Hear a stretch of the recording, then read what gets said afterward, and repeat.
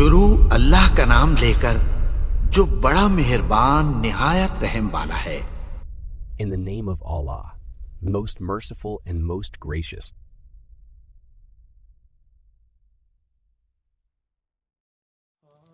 اللہ کے رسول حضرت محمد صلی اللہ علیہ وآلہ وسلم بار بار امام حسین علیہ السلام کو بلند کر کے فرماتے تھے کہ حسین مجھ سے ہے اور میں حسین سے ہوں۔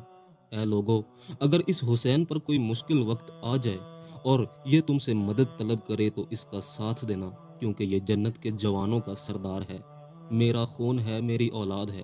لیکن افسوس، ابھی رسول اللہ صلی اللہ علیہ وآلہ وسلم کے وصال کو تھوڑا ہی وقت گزرا تھا کہ کربلا کے میدان میں لاکھوں کا مجمع تھا، اور دوسری طرف وہ حسین جس کو اللہ کے رسول اپنے کندھوں پر سوار کرتے تھے۔ امام حسین علیہ السلام اپنے نانا کی امت سے بار بار کہتے رہے کہ کیوں میرا رستہ روکا ہے؟ اے لوگو، پہچانو میں تمہارے نبی کا نواسا ہوں۔ کیوں 3 دن سے میرے بچوں کو پیاسا رکھا ہے؟ کیوں میرے عزیز و اقارب کو شہید کیا ہے؟ بتاؤ، کیا میں نے رسول اللہ صلی اللہ علیہ وآلہ وسلم کے دین میں ترامیم کی ہے؟ کسی انسان کا حق کھایا ہے؟ کسی انسان پہ ظلم کیا ہے؟ اتنے میں فوج یزید ایک آواز میں کہنے لگی، اے حسین، ہم سب تجھے تیرے بابا علی کے بغض میں قتل کر رہے ہیں تاکہ یزید ہماری جھولیاں دولت سے بھر دے۔ امام حسین علیہ السلام نے فرمایا، اے لوگو، آج جس اسلام کا علم تمہارے ہاتھوں میں بلند ہے، یہ علم میرے بابا علی نے بلند کیا۔ مت بھولو، خیبر و خندق میں اگر علی نہ ہوتے تو اسلام کی فتح ناممکن تھی۔ وہ علی جس نے پوری زندگی اسلام کی تبلیغ کی، حق کو بلند کیا، رسول اللہ کی حفاظت کی، آج اس علی کو یہ اجر دے رہے ہو۔ اے لوگو، اللہ کے رسول نے بار بار میرے بابا علی کا ہاتھ بلند کر کے فرمایا تھا کہ جہاں حق ہوگا وہاں علی ہوگا، جہاں علی ہوگا وہاں حق ہوگا، اور آج اس علی اور اولاد رسول کو یہ اجر دے رہے ہو۔ اتنے میں یزید کی فوج کے سپہ سالاروں نے دیکھا کہ کہیں فوج میں بغاوت نہ ہو جائے۔ اے شمر، کیا دیکھ رہے ہو؟ حملہ کرو۔ بس جب لاکھوں کی فوج نے رسول اللہ صلی اللہ علیہ وآلہ وسلم کے نواسے پر حملہ کیا، امام حسین علیہ السلام نے اللہ کا نام لیا اور ذوالفقار کو نیام سے نکالا۔ تاریخ گواہ ہے کہ ایک طرف لاکھوں کا مجمع اور ایک طرف 3 دن کا بھوکا پیاسا حسین ابن علی۔ زمین پر اس طرح کی جنگ پہلے کبھی نہیں دیکھی تھی کہ ایک اکیلا انسان لاکھوں کے مجمع کو اس طرح فنار کر رہا ہے کہ فوج یزید واپس پلٹ کر بھاگنے لگی۔ امام حسین فوج یزید سے مخاطب ہو کر فرماتے ہیں، آؤ، 3 دن کے بھوکے کی جنگ دیکھو، 3 دن کے پیاسے کی جنگ دیکھو، رسول کے اس نواسے کی جنگ دیکھو جس کا جوان بھائی مارا گیا، جس کی جوان بیٹیوں کو نظروں کے سامنے قتل کیا گیا، جس نے اپنے ہی ہاتھوں سے اپنے بچے کی قبر بنائی۔ امام حسین شیر کی طرح فوج یزید سے لڑ رہے ہیں۔ اتنے میں آواز غائب آتی ہے، حسین، تیرا اللہ تجھ سے راضی ہوا۔ بس اس صدا کا سننا تھا، امام حسین علیہ السلام نے اپنے ذوالفقار کو تھام لیا۔ اتنے میں عمر بن سعد کہتا ہے، شیمر، کیا دیکھ رہے ہو؟ یہ علی کا شیر ہے، اس کو مات دینا ناممکن ہے۔ جاؤ، خیموں کو آگ لگا دو۔ اور کچھ ظالموں نے خیموں کو آگ لگا دی، اور کچھ ظالم امام حسین علیہ السلام کو دور سے تیر مارنے لگے۔ امام حسین کبھی بیویوں کے خیمے کی طرف بڑھتے، کبھی فوج یزید کی طرف جاتے ہیں۔ عمر بن سعد اور شمر نے فوج کو 4 حصوں میں تقسیم کر دیا اور یہ کہا کہ کوئی بھی حسین کے پاس نہ جائے، جس کے پاس جو چیز ہے وہ دور سے حسین کو مارے۔ جس کے پاس نیزہ تھا اس نے نیزہ مارا، جس کے پاس تیر تھا وہ تیر مارتے رہے، جس کے پاس برچیاں تھی وہ برچیاں مارنے لگا۔ تاریخ نے لکھا کہ جس کے پاس مارنے کے لیے کچھ نہیں تھا، وہ ظالم کربلا کی گرم ریت اٹھا کے امام حسین کی طرف پھینکتا رہا۔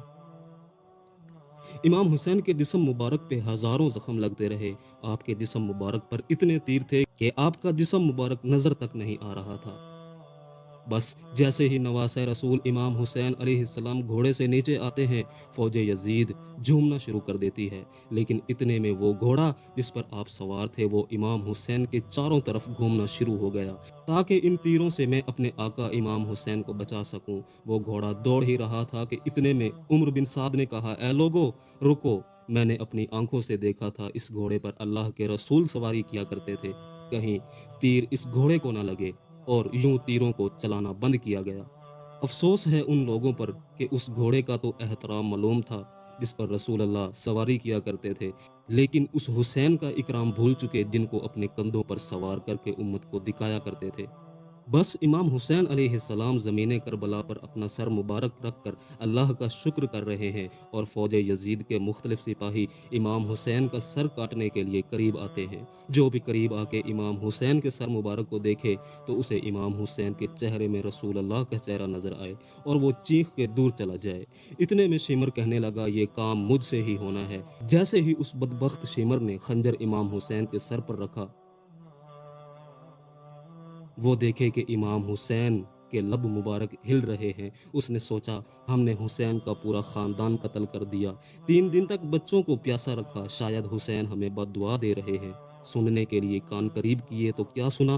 امام حسین اللہ کی دربار میں اللہ کی نعمتوں کا شکر کر رہے ہیں کہ اے اللہ، تیرا شکر ہے کہ اس عظیم امتحان کے لیے تو نے اس حسین کو چنا۔ پھر امام حسین نے آنکھیں کھولی اور شمر سے کہا، اے شمر، کیا تو نہیں جانتا میں رسول اللہ کا نواسا ہوں، جنت کا سردار ہوں، حق پہ ہوں؟ شمر نے کہا، ہاں مجھے معلوم ہے۔ پھر آپ نے فرمایا، تو کیوں قتل کر رہے ہو؟ شمر نے کہا، تاکہ یزید میری جھولی دنیاوی دولت سے بھر دے۔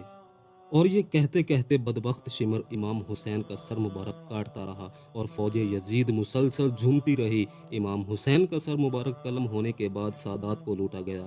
امام حسین کے سر کو تلوار کی نوک پر بلند کر دیا، کو تمانچے مارنے لگے۔ رسول اللہ صلی اللہ علیہ وآلہ وسلم کی نواسیوں کے سروں سے چادروں کو لوٹ لیا اور امام حسین علیہ السلام کے جسم مبارک کی توہین کرنے لگے۔ تاریخ نے لکھا کہ امام حسین کے جسم مبارک پر جو جو چیزیں تھیں ان کو لوٹنے لگے۔ اتنے میں ایک بدبخت امام حسین علیہ السلام کے جسم کے پاس آیا۔ امام حسین علیہ السلام کے ہاتھ میں ایک انگوٹھی پہنی تھی، اتارنے کی کوشش کی، نہ اتری۔ وہ بدبخت انگلی کاٹ کر انگوٹھی لے گیا۔ آپ کے مبارک جسم کو رسیوں سے باندھ کر ادھر سے ادھر لے جایا گیا۔ اتنے میں عمر بن سعد نے کہا کہ اے شمر، حسین اور اس کے ساتھیوں کی لاشوں کا وہ حشر کرتے ہیں کہ رہتی دنیا تک کوئی بھی یزید کے خلاف آواز نہ اٹھائے۔ سب کے سروں کو جسم سے کاٹ لو اور سب کی لاشوں کو پامال کر دو۔ زمین کربلا گواہ ہے کہ کہیں سے کوئی قبیلہ اٹھ کر آتا ہے کہ ہم لاشوں کو پامال نہیں ہونے دیں گے۔ کہیں پہ لیلا کا قبیلہ آ کر کہتا ہے، ہم علی اکبر کا لاشا پامال نہیں ہونے دیں گے۔ ایک ایک لاش پامال ہونے والی جگہ سے ہٹائی گئی۔ تاریخ گواہ ہے کہ ایک اکیلا رسول اللہ کا نواسا کربلا کی گرم ریت پر پڑا رہا اور مشرق کے گھوڑے مغرب کے گھوڑے مشرق کی طرف دوڑتے رہے۔ امام حسین کا جسم پامال ہوتا رہا۔ امام جعفر صادق علیہ السلام فرماتے ہیں، میرا سلام ہو میرے اس دادا پر جس کی لاش کو اس طرح سے پامال کیا گیا کہ ان کی دائیں پسلیاں بائیں پسلیوں کی طرف اور بائیں پسلیاں دائیں پسلیوں کی طرف چلی گئیں، جن کا سینہ اور پشت ایک ساتھ ہو گیا۔ سلام ہو میرے اس دادا حسین پر جن کے جسم مبارک کے ٹکڑوں کو زمین کربلا پر بکھیرا گیا۔ سلام ہو، سلام ہو، سلام ہو۔